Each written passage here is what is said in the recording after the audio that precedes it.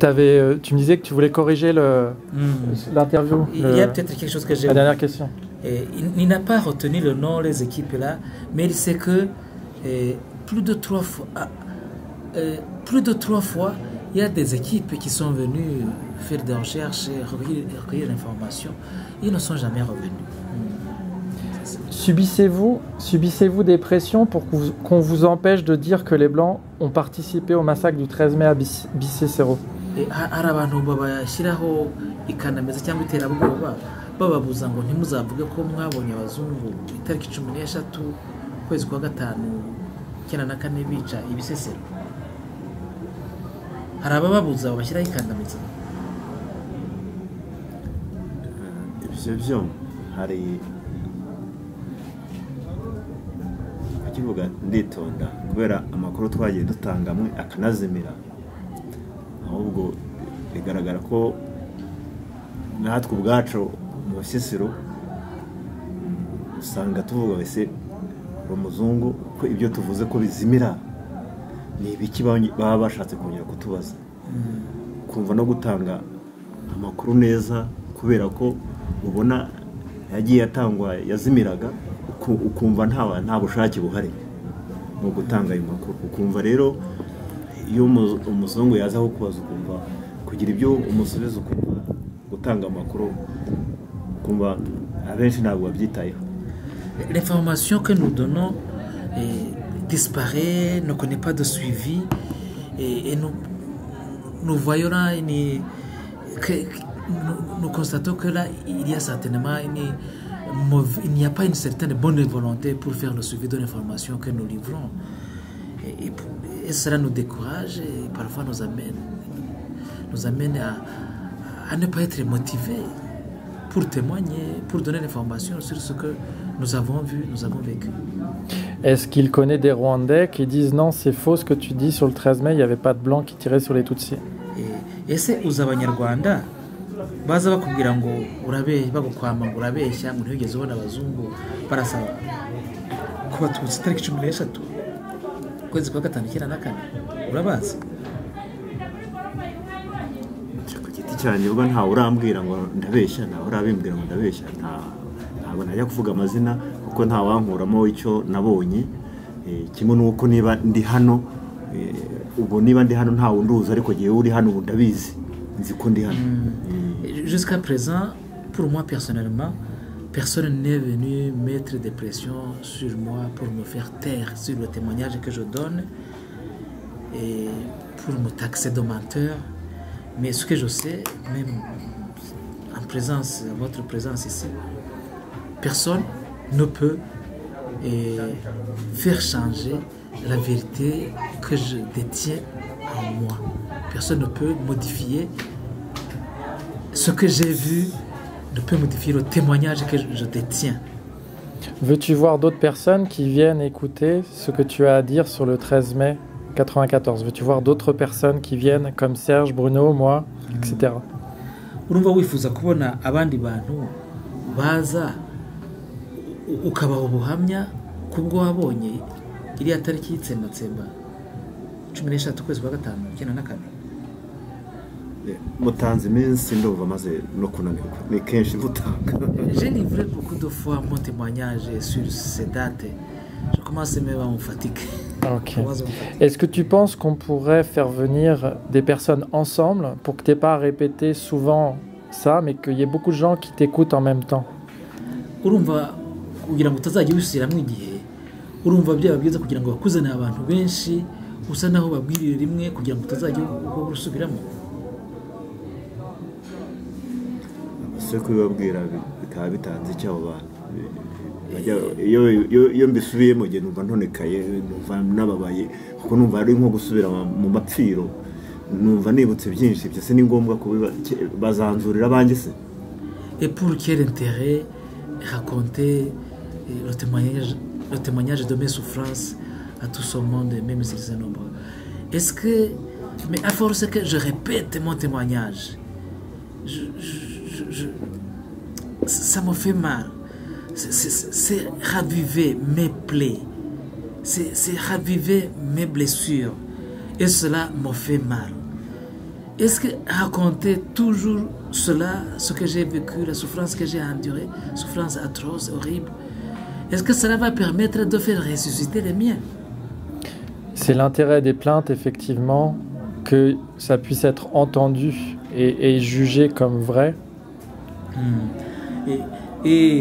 Akamaro niko kamaro kw'ibirego mwatanze kugira ngo habeho ubutabera, habeho ubucamanza, noneho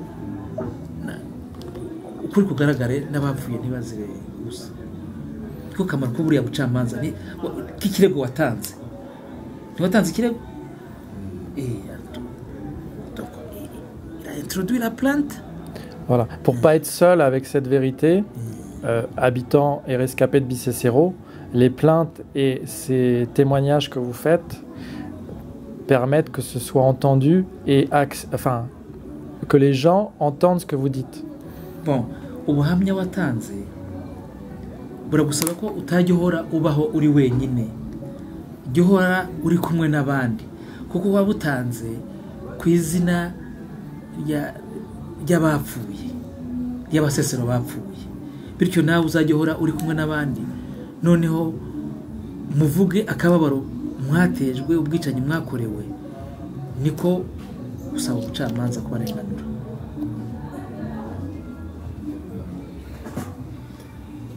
ndacyumva Je comprends cela. ndacyumva ubundi n'igihe iyo ukwa kane kugeze usanga dutanga ubuhamya hariya ku rwibutso. C'est devenu une habitude que chaque anniversaire du génocide, au mémorial du génocide, nous devons livrer le mémorial du génocide de Bicécéro chaque année annuellement. Nous sommes là pour témoigner, dire ce qui s'est passé. Y a-t-il des rescapés que vous connaissez et qui veulent empêcher que vous parliez des Blancs du 13 mai?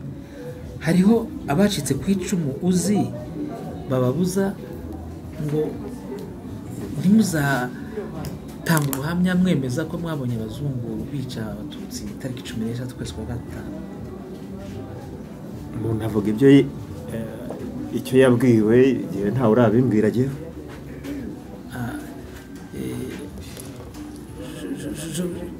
On livre toujours la chose qui vous a été racontée. De mon côté, cette histoire ne m'a pas encore été racontée.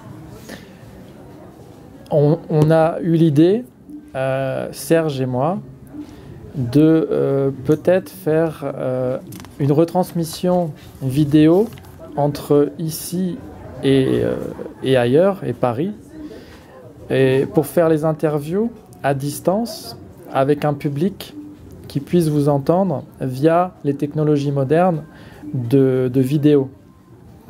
Est-ce que vous seriez intéressé? Ça s'appelle un duplex. Est-ce que vous seriez intéressé est-ce que vous trouvez ça intelligent, pertinent? Est-ce que vous seriez d'accord pour participer et pour qu'on trouve les moyens techniques de vous permettre de faire ce duplex, c'est-à-dire que à distance, vous puissiez vous adresser à beaucoup de gens? Bon, Serge nanjye tufite gahunda yuko twaza aho muri hariya nka Bisesero, noneho tukazana ikoranabuhanga rigezweho ubu ngubu, noneho mugatanga ubuhamya nk'uko dufata amajwi yanyu n'amashusho, noneho ayo mashusho agahita agenda direct i Paris, nk'abantu bari i Paris rero bagahita bumva ubuhamya bwanyu kandi bari kure kubera ikoranabuhanga. Kandi urabona icyo kintu kitarimo ubwenge n'ingirakamaro, kandi baba ari benshi baba babona ibyanyu.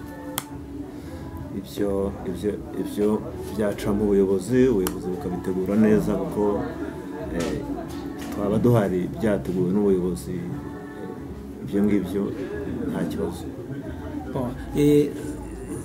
Si cette interview, cette organisation de cet événement passe par nos autorités, nos responsables, et qu'ils soient informés, et que c'est bien fait, ça ne pose aucun problème. Alors, quelles sont les autorités et les responsables qui pourraient donner l'aval pour faire cela?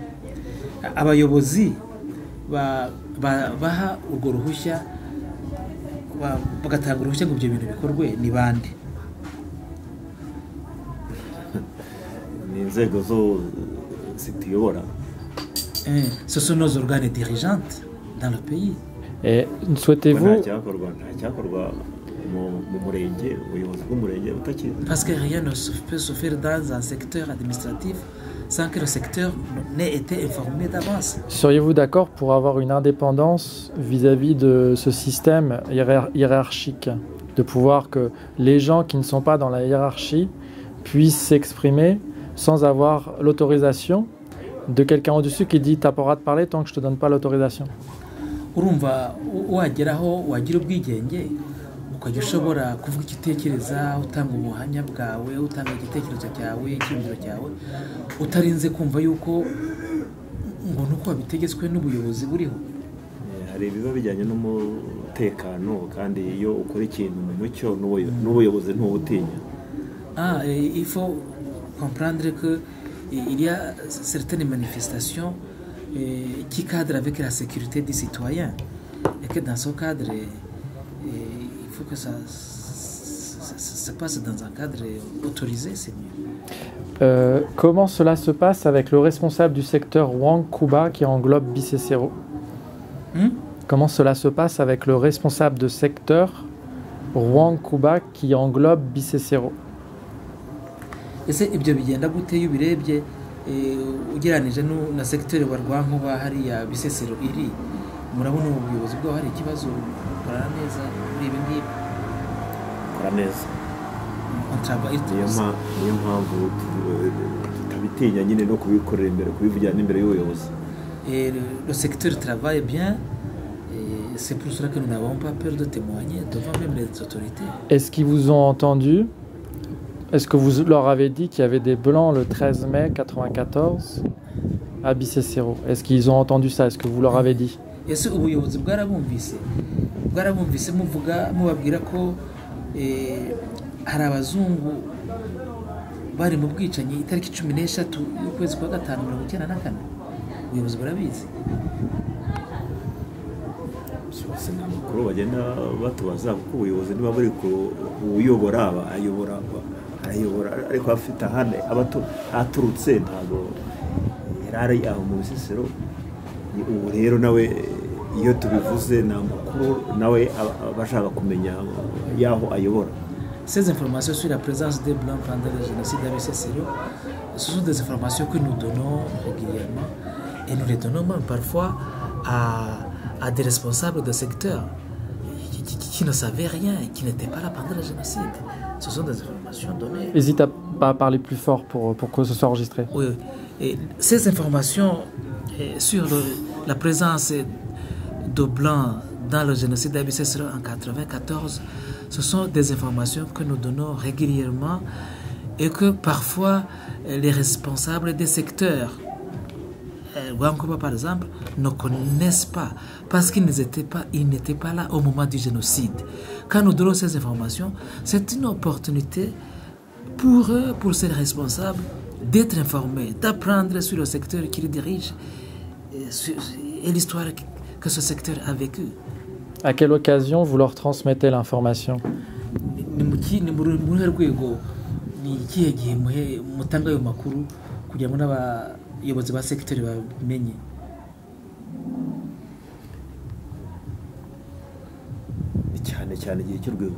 Surtout au moment de la commémoration du génocide.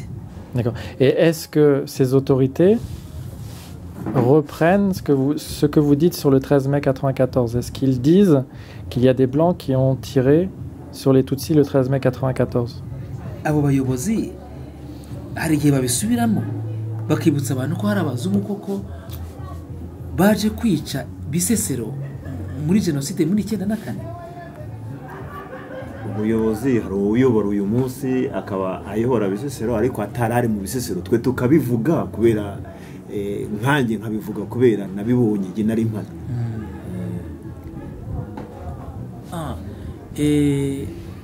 Il y a des autorités qui n'étaient pas là en plein génocide. Et nous le disons à titre d'information pour que même cette autorité le sache. Parce que moi, j'étais là. Est-ce que vous pensez que les autorités disent la même chose que vous?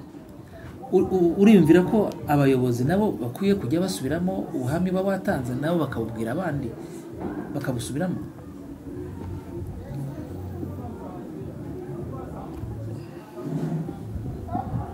ibyo abayobozi ntabwo nayo bategeka ibyo. Moi je peux pas donner un ordre pour répéter ces informations à mes autorités. C'est pas à moi de donner cet ordre. Est-ce que lorsqu'ils réunissent les gens, est-ce que eux prononcent ce que tu dis? Est-ce qu'ils le prononcent? Iyo abayobozi bakoranije abaturage aya magambo tubwira ubuhamya utanga bo barubahuka bakabusubiramo bakabuvuga nabo nk'uko gutanga ubuhamya nabo bishatse kuvuga abandi babusubiramo abayobozi.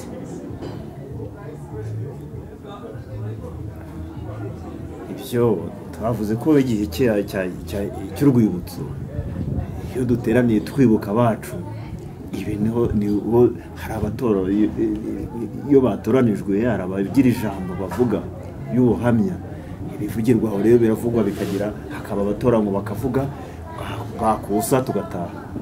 Au moment de la commémoration du génocide, nous organisons des réunions, les personnes désignées pour livrer un message, un témoignage, ils livrent ce témoignage et ce message. Et quand c'est fini, nous partons. Je vais faire la pause pour enregistrer.